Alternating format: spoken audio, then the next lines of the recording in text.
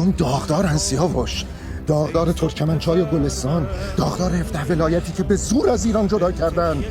گنجه، قره‌باغ، شکی، شیروان، دربند، بادکوبه، داغستان، گرجستان، بشمارم بازم برات. شازده نگران زمیناتی؟ نگران سرزمینم هم. تیمسار واسه ما هر چیزی قابل بخششه الا خیانت به مملکت. گفتی اسمشو میذاریم ایران چون جفتمون عاشقشیم. اگه گیری هست باسی درستش کنی. 1000 تا سلسله اومده تو این مملکت رفته، چی مونده؟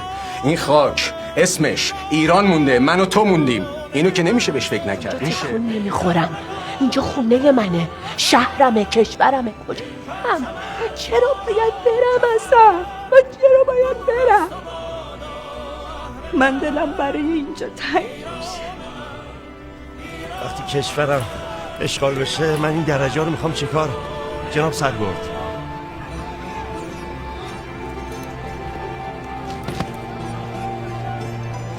نرو نامجو، مگه تو زنت پا به ماه نیست؟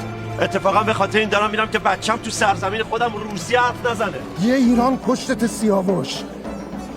برو اگه قرار هم بمیری اول گردن این نره قول روسیو بشکن، بعد بمیر. جمع جور کن. من برو نیستم آقا جون. هیچی نمیتونه آدمو از خاک وطنش جدا کنه. هیچی.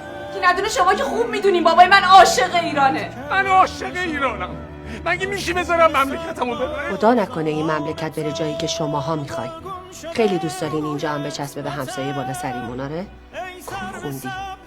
هر اتفاقی واسه این مملکت بیفته، هر اتفاق، ایران همیشه ایرانیه.